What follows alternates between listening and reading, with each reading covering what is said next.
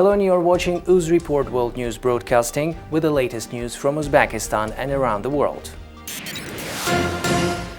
President Shavkat Mirziyoyev received Ambassador Extraordinary and Plenipotentiary of Russia Vladimir Turdenev as the diplomat has completed his mission, which lasted over a decade.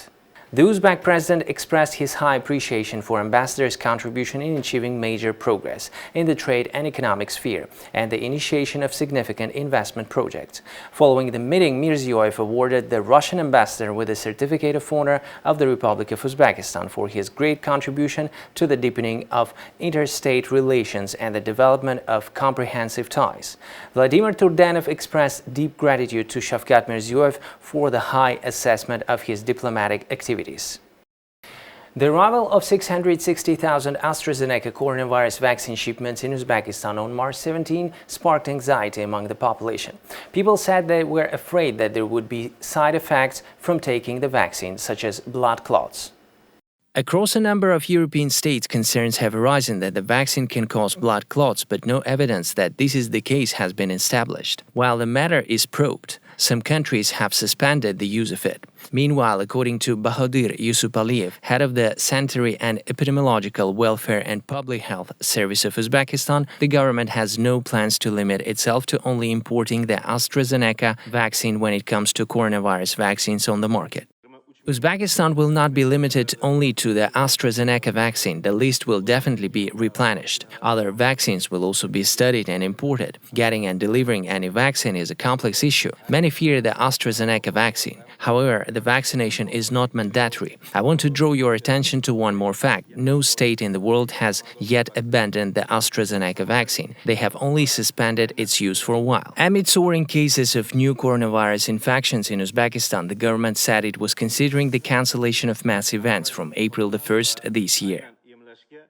The president of Kyrgyzstan, Sadir Japarov, compared Uzbekistan with his country as he recapped his visit to Tashkent while being interviewed by the mass media of Kyrgyzstan. Yesterday I noticed a lot of things in Uzbekistan, even felt a bit embarrassed. We Kyrgyz for 30 years have not agreed with each other in politics, have held rallies and have been able to develop only shoe cleaning brush. We did not even build a single factory. Uzbekistan is already 40-50 years ahead of us, Japarov said. The Agency for State Asset Management of Uzbekistan has announced the sale of 20 state-owned gas stations, service and other real estate objects. All lots are available for purchase on the electronic trading platform e-Ijro Auktion. 8 available gas filling compressor stations have licenses to sell compressed natural gas. If the buyer meets the requirements of the license, this document will be issued in his name in accordance with the established procedure, Sama said in a statement. A compressed gas station located in the Rishtan district of Fergana region with a starting price of $342,000 and a vehicle service center in Nukus at a starting price of $400,000 are among a few objects that will go under the hammer. Investors are also offered existing and under-construction gas stations and service centers located in the Kagan district of the Bukhara region, the city of Karshi of the Kashkaria region, the city of Navoy and Karmana district of the Navoy region, the Hangaran district of the Tashkent region, the city of Nukus of the Republic of Karakalpakstan, and the city of Urgench of the Khorazm region. According to Sama, if payments are made in full within 1 month, a discount equal to the central bank's annual refinancing rate is granted. Uzbekistan unveiled its extensive privatization program in October, with some of the country's largest companies to go either fully or partly private.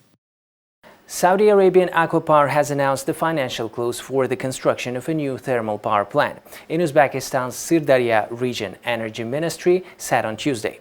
The investment agreement for the construction of a new 1,500 megawatt TPP and the purchase of electricity for 25 years was signed between Aquapower and the Uzbek side on March 5, 2020. The total cost of the project is $1.2 billion, of which $747 million are loans provided by the International Development Bank and foreign private commercial banks. Among the creditors are the European Bank for Reconstruction and Development, the International Development Fund of the Organization of the Petroleum Exporting Countries, and the German Investment Corporation, Standard Chartered Bank, Natixis, Societe Generale, and the Bank of China. The term of the loan agreements is 18 years. The signing of loan agreements is one of the defining stages for the construction of the power plant. It is successful completion means a high level of confidence in investments in Uzbekistan, not only from private energy producers but also from international financial institutions and international private commercial banks, Energy Ministry said in a statement. Uzbekistan's Uzpromstroy Bank has raised a loan of up to $25 million from the European Bank for Reconstruction and Development. The EBRD is responding to ongoing challenges for Uzbekistan's real economy caused by the coronavirus pandemic by providing financing to local small and medium-sized enterprises through local banks, the EBRD said in a statement.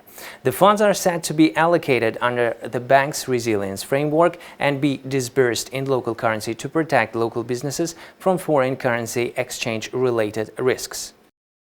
The Uzbek parliament has approved a roadmap for the development of cooperation with the Euro-Asian Economic Union, First Deputy Minister of Investment and Foreign Trade of Uzbekistan Laziz Kudratov said following his talks with the Minister of Trade of the Euro-Asian Economic Commission, Andrei Slepnyov. According to him, the Ministry of Investment and Foreign Trade of Uzbekistan has created ad hoc unit 2 weeks ago, which would deal with cooperation issues with EU. Just yesterday, our parliament approved the roadmap for the development of cooperation with the Euro-Asian Economic Union. A number of issues have been raised in terms of the harmonization of legislation, including customs, tariff and non-tariff regulation. Moreover, we're talking about industry, transport, issues of standards and technical regulation, said Kudratov. Meanwhile, Andrei Slepnov stressed the importance of ongoing negotiations on Uzbekistan's accession to the WTO, building legislation in accordance with the rules of the Union. In his opinion, could help bring regulation to the standards adopted in the organization. A serious topic is also related to the issues of trade infrastructure. We have a number of projects that may be of interest to Uzbekistan. In particular, we're talking about the Express project, which allows to minimize cost and speed up the delivery of chilled and frozen products, noted Slepnov. The acceleration of logistics, he added, would increase the supply of Uzbek agricultural products, which ultimately could have a positive impact on the hundreds of thousands of workers employed in the industry. The parties also discussed the implementation of the CIS Free Trade Area Agreement and the abolition of excise taxes. They expressed interest in further discussion of cross-border e-commerce, transport digitalization, technical regulation and the creation of mutual reinsurance mechanisms in trade, and touched upon the procedures for anti-dumping investigations. The Ministry of Justice of Uzbekistan has published a list of the main food products that will be imported to Uzbekistan this year. The government plans to produce 2.4 million tons of potatoes, 227,000 tons of rice, 1.5 million tons of meat and 8.1 million eggs throughout the Republic this year. At the same time, it plans to import 78,000 tons of vegetable oil, 64,000 tons of sugar, 300,000 tons of potatoes, and 40,000 tons of meat. For the timely import of food and agricultural products from abroad, commercial banks were instructed to issue loans to economic entities to replenish working capital. U.S. President Joe Biden said Russian President Vladimir Putin would, quote, pay a price for directing efforts to sway the 2020 U.S. presidential election in favor of Donald Trump, and that price would come soon. His comments came after a declassified U.S. intelligence report released Tuesday said that Putin was likely behind Moscow's campaign to interfere once again in a U.S. presidential election. Russia has called the accusations baseless. In an ABC News interview that aired Wednesday, Biden said, quote, he will pay a price, and described a recent conversation he had with Putin, saying, quote, we had a long talk, he and the conversation started, I know you and you know me. If I establish this occurred, be prepared. Biden said Russia would see shortly what those consequences are. At the same time, Biden told ABC News that it's in the best interest of both countries to work together on issues such as renewing an agreement to reduce nuclear arms, adding that he and Putin have known each other a long time, as Biden had many dealings with the Russian president when he was vice president during the Obama administration. During the interview, Biden confirmed that he had once told Putin he did not have a soul, saying, quote, I did say that to him, yes, and his response was, we understand one another. Asked if he thought Putin was a killer, Biden told ABC, quote, "I do." In the wake of Biden's comments, Russia's foreign ministry called its U.S. ambassador back to Moscow on Wednesday for consultations over the future of U.S.-Russia ties. A 21-year-old Georgia man is facing murder and assault charges after the fatal shootings of 8 people at Atlanta area spas. 6 of the victims were Asian, but police said race may not have been the suspect's motive. He does claim that it was not racially motivated. He apparently has an issue, what he considers a sex addiction, and sees these locations as something that allows him to go to these places, and it's a temptation for him that he wanted to eliminate. Still, Tuesday's killings have intensified fears among Asian Americans who have experienced increased attacks since the onset of the coronavirus pandemic a year ago. The suspect, Robert Aaron Long, was charged with 8 counts of murder and 1 count of aggravated assault, according to law enforcement officials in Atlanta and Cherokee County. His mugshot released by authorities showed a white man with a long brown beard. Just pray for my family. The mother of Delana Ashley Yan, one of the victims, said she left behind a daughter and son. Reports said Yan was at the spa for a massage. This is the hardest thing I've ever in my whole life had to deal with. And I'm not sure I can do this. It's hard. She was my best friend and my daughter. Officials said the suspect indicated he may have frequented the spas where Tuesday's violence occurred, adding that Long was headed to Florida when he was apprehended, perhaps to carry out further shootings. U.S. authorities were trying to determine whether the attacks were inspired by an anti-immigrant or anti-Asian motivation or some personal grievance.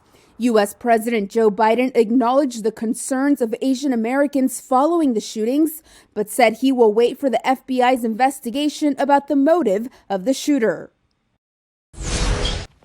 Mexico is preparing to significantly reinforce efforts to detain U.S.-bound migrants who entered the country illegally from Guatemala in response to the surge of immigration at the U.S.-Mexico border. That's according to 4 people familiar with the matter who told Reuters exclusively that Mexico would deploy security forces to cut the flow of migrants, the bulk of whom come from Guatemala, El Salvador, and Honduras, fleeing poverty and violence. Could be the largest numbers we have seen in 20 years. Homeland Security Chief Alejandro Mayorkas said on Wednesday that the U.S. is on track to see the biggest surge of migrants in decades, sparking concerns inside the Mexican government. Later on Wednesday, White House Press Secretary Jen Psaki said the surge of migrant children was of particular concern. Our policy continues to be we're not going to send a 10-year-old back across the border. That was the policy of the last administration. That's not our policy here. Migrant families coming from Central America face a perilous journey. One Guatemalan migrant told Reuters those considering making the trek should think twice. Los que piensan agarrar este viajecito, que lo piensen muy bien, que es duro. I tell all my fellow Guatemalans to think about it before taking this little trip. It's difficult. Arriving in a foreign land is different. Think about it. Really think well about it because you suffer on this path. Mexico's support is important for U.S. President Joe Biden's efforts to manage the number of people arriving at the U.S.-Mexico border. Biden has adopted a more humanitarian approach to migration policy, but the surge in arrivals since he took office in January has tested U.S. authorities and drawn heavy criticism from Republicans. The U.S. economic recovery is going better than expected, but not enough for the Federal Reserve to even think of tapping on the brakes. Not yet. That's the view from the Fed Wednesday as it wrapped up its 2-day policy meeting. The central bank now sees the U.S. economy growing 6.5% this year and the unemployment rate falling to 4.5%, a noticeable upgrade from the Fed's recent projections. But policymakers did not budge on their key lending rate, keeping it steady near zero, where it's been ever since the health crisis began a year ago. Federal Reserve Chairman Jerome Powell acknowledged the progress, but wasn't ready to declare total victory. We can say that some of the very worst economic outcomes have been avoided by swift and forceful action from Congress, from across government, and in cities and towns across the country. More people held on to their jobs, more businesses kept their doors open, and more incomes were saved as a result of these swift and forceful policy actions. And while we welcome these positive developments, no one should be complacent. At the Fed, we will continue to provide the economy the support that it needs for as long as it takes. Even with an economy that will soon be flush with a $1.9 trillion economic stimulus package, Powell isn't worried about the economy overheating. In fact, Powell says the committee wants to see hard facts on the labor market and inflation before it even hints at higher interest rates or thinks of tapering the bond purchases used to keep real rates low. When we see actual data coming in that suggests that we're on track to perhaps achieve substantial further progress, then we'll say so. And we'll say so well in advance of any decision to actually taper. He seemed to hit the right tone. Stocks jumped during Powell's press conference, and bond yields backed off the 13-month peak hit before he began to speak. Tanzania's President John Magufuli has died, it was announced on Wednesday. Speaking on state television, Vice President Samia Suluhu Hassan said Magufuli had died of a heart condition at a hospital in Dar es Salaam. The 61-year-old, one of Africa's most prominent coronavirus skeptics, had not been seen in public since the end of February. Speculation was rife that he had contracted COVID-19. Magufuli had denounced measures to stop the spread of the virus and labelled vaccines a Western conspiracy. Last week, officials denied he was ill. Government figures also said Magufuli was working normally and that citizens should ignore rumours from outside the country. Tanzanian police have arrested 4 people since last week for allegedly spreading false information about the health of political leaders. On any given day, more than $1 million worth of cannabis products are on the move at the Cannabis warehouse in Oakland, California. Products like cannabis-infused chocolates and berry-flavored vape cartridges sit on the shelves waiting for pickup and shipping to dispensaries across the state. The movement of goods facilitated by the Cannabis's own e-commerce platform, developed for its wholesale business-to-business model, is being fueled by a surge in cannabis use during the COVID-19 pandemic. Vince Ning, co-founder and CEO of Cannabis, said before the pandemic the company shipped about half of what it ships now. And as soon as the pandemic hit and stay-at-home orders went into effect, one of the major things that happened for the cannabis industry was the fact that the industry was deemed essential. Now, industry tech entrepreneurs like Ning and investors are gearing up for even greater growth as legalization spreads and the economy reopens. So far, 36 states and the District of Columbia have approved medical use of marijuana, according to the National Conference of State Legislatures. Of them, 15 states and D.C. have approved recreational use of pot. As they operate in a legal gray zone at the federal level, cannabis entrepreneurs say they have to move quickly before full U.S. legalization levels the playing field. Currently, traditional e-commerce platforms such as Shopify or delivery services such as Uber don't allow cannabis to be sold or delivered via their platforms in the U.S., since marijuana is still federally illegal. Because of that, technology companies that operate in the states where it is legal have sprouted up. The tech companies include those providing delivery services that allow dispensaries to ship their orders or e-commerce platforms that enable them to sell online. The potential for growth in the cannabis industry has attracted investors, including celebrities, who have poured a lot of money into the industry. In one of the biggest venture capital deals in the sector to date, Oregon-based e-commerce platform Dutchie announced Tuesday it raised $200 million in a funding round that values the company at $1.7 billion. The company's online marketplace connects cannabis dispensaries with consumers who can order home delivery. Its investors include former Starbucks CEO Howard Schultz and NBA star Kevin Durant. In Osaka, Japan, you can now enter Super Nintendo World through a giant green pipe, a real-world version of Mario's Mushroom Kingdom. You'll be met with chomping piranha plants, punchable coin blocks, and a flag-topped mount beanpole, as if you stepped into classic Mario games created by gaming legend Shigeru Miyamoto. Universal Studios Japan opened the $550 million Mario attraction on Thursday. It's a super-powered leap by Nintendo to take its virtual worlds into the real one. Mario's grand opening was delayed several times last summer because of the global health crisis. But starting this week, visitors can meet him and his sidekick brother, Luigi. Ayumu Yamamoto is the park's vice president of marketing. I hope that people can enjoy themselves when they become Mario. We created a world as perfect as the one in the games. I think people will be surprised when a life-sized Bowser appears in front of you. Visitors can buy a $30 power-up band to gather coins and defeat bad guys, using tech similar to wands at the park's Harry Potter attraction.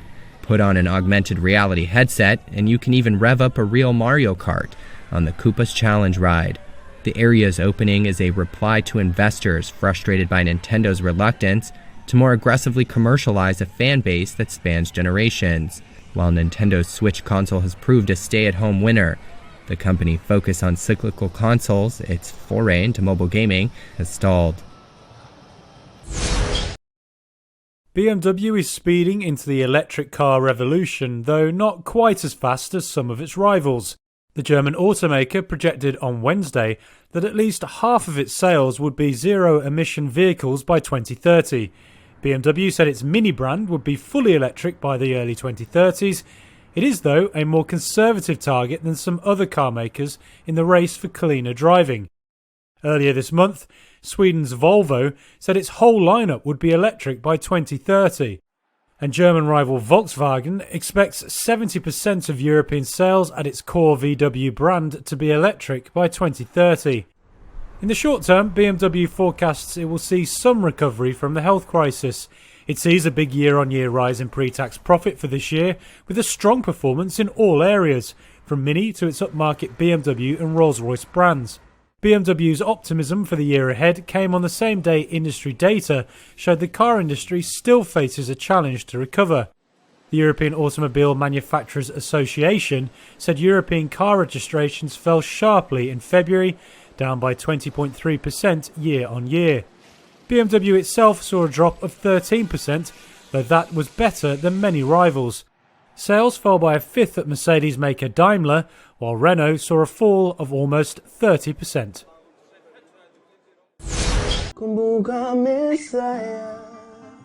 For many artists, making music is one thing, making money another.